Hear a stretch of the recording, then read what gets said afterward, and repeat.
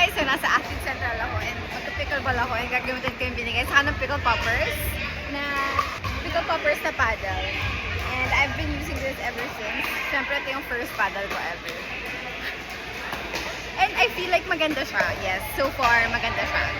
Iba yung texture niya eh. It's at least 700 carbon fiber. And bumili ako sa Shopee yung fake lang para pwedeng makipaglaro sa akin yung tatay ko, yung kapatid ko.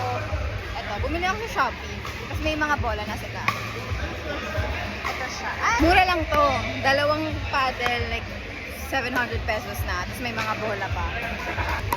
Playable siya. Goods naman siya. So yung texture nito, syempre, I think this is fiberglass.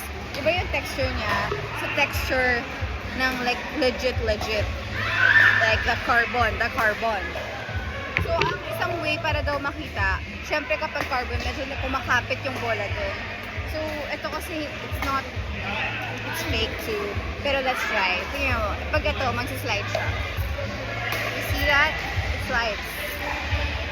Like, nahihirapan, like, ayun o, may friction. Like, I can't slide it lang. I can't slide it easily. Yeah? Ayan. So, mas kumakapit yung bola pag, oops! Kasi iba rin yung tunog niya, sabi nila. Pero hindi ko pa yun siya na-observe.